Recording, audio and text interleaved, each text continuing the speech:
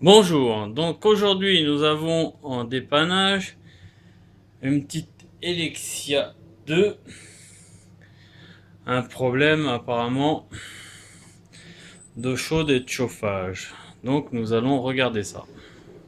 La voici donc calandre enlevé. Nous allons voir ce qu'il y aurait comme souci. Alors, nous avons une fuite sur le dégazeur. Vous voyez, il est rempli d'eau. Donc nous allons changer ça.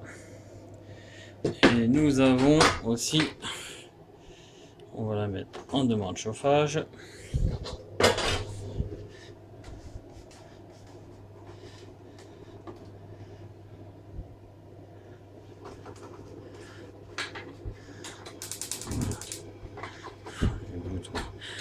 Il y a les boutons qui sont fendus, donc lui il tombe dans le vide. On est plein pot. On va faire un petit reset. Ah, tac tac tac tac tac tac. Elle s'allume. Elle chauffe 3 secondes et elle s'éteint. Alors là, on va voir. Déjà,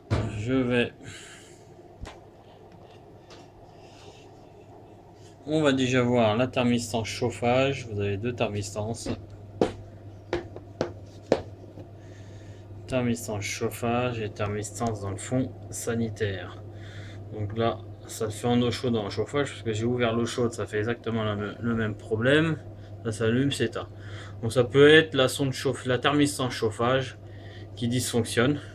Je vais la mettre en volant, on va voir ça. Donc la thermistance en volant, simple, il suffit juste d'embrocher une, hop, comme ceci en volant, qu'on laisse pendouiller.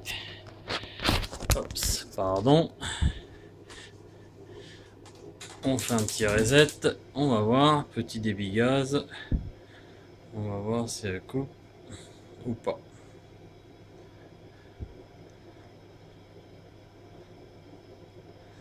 Donc là, ça a l'air de tenir. Donc si votre thermistance chauffage est défectueuse, elle va prendre une mauvaise température. Et elle va s'allumer, couper, s'allumer sans arrêt. Donc là, ça a l'air d'être ça. Donc on va la mettre à l'arrêt. On va bien sûr vidanger le chauffage. Bon. Doucement. Donc, si les siphons sont bouchés, on va se vidanger et tout va refouler par terre. Là, ça a l'air d'être bon. Ok. Donc on vidange. Le mano va chuter.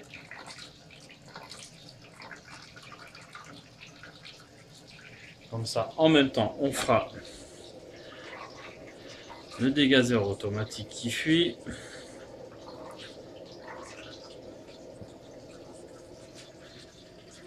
Et la thermistance chauffage qui est sur la 23 voies.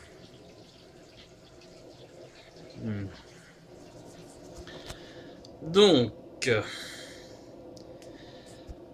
pour enlever le dégazeur, il nous faut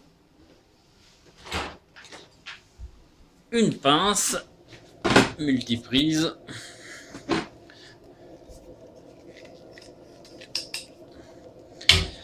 Et ça se... Oups, c'est pas grave. Ça se dévisse. Un peu galère au niveau place. Attendez, je vais vous remettre une petite lumière pour qu'on voit quand même quelque chose.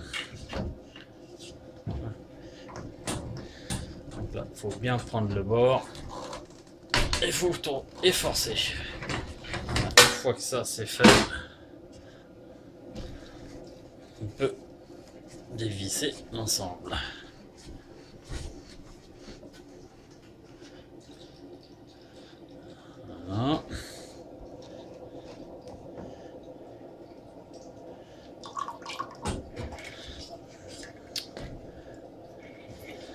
Et une fois qu'il est dévissé, on l'enlève ensemble. Et le petit récupérateur d'eau est rempli d'eau. Hop, on le vide. Alors ceci est fait. On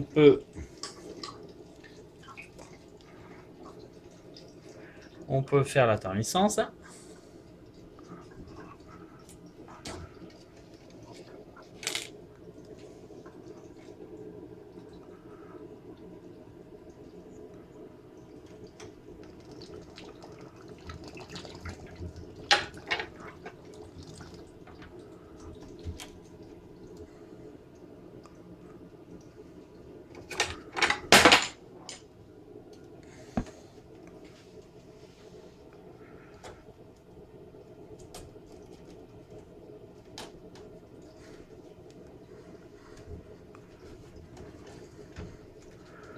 Voilà, s'assurer que les clips sont bien mis.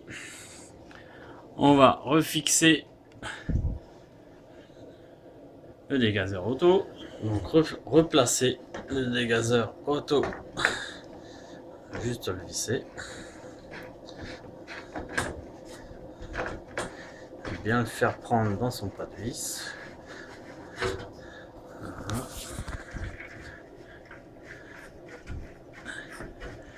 Le visser à la main suffit.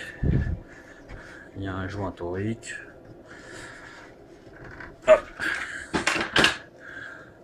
Si vous voulez, vous pouvez mettre un coup de pince. Mais bon. Clac, voilà. Et là, vous avez un dégazeur qui est nickel. Donc pareil, on vient chercher la soupape qui est là, on roule sa petite vis, on la fait claquer, tac, on va être sûr que ça se mette pas à fuir, et on va remettre de l'eau, tout simplement.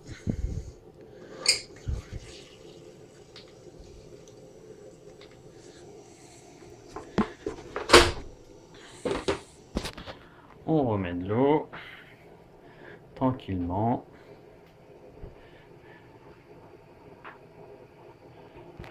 Et on va voir ce que ça donne. Alors le mieux c'est de la remettre en chauffage pour dégazer l'air. Donc là on la repositionne.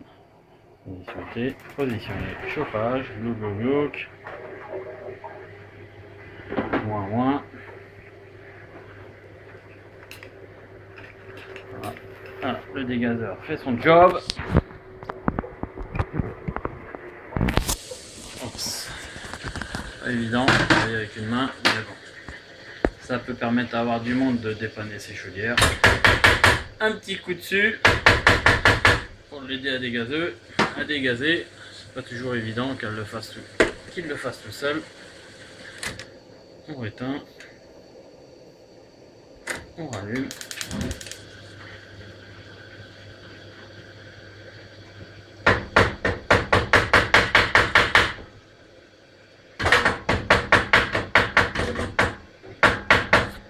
Bien sûr, s'assurer que votre dégazeur il est bien ouvert. Hein.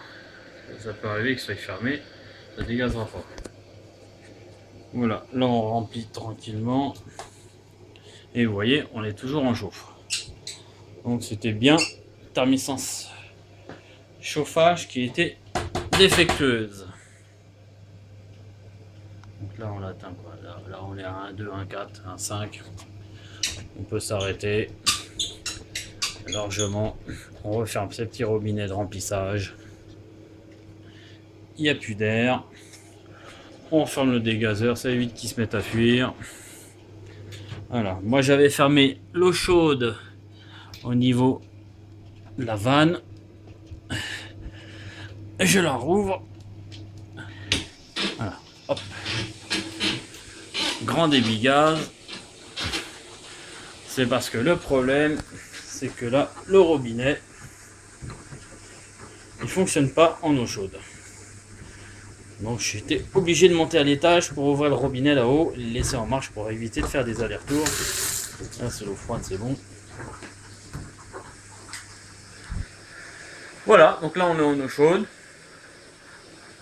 Ça reste chaud. Ça chauffe.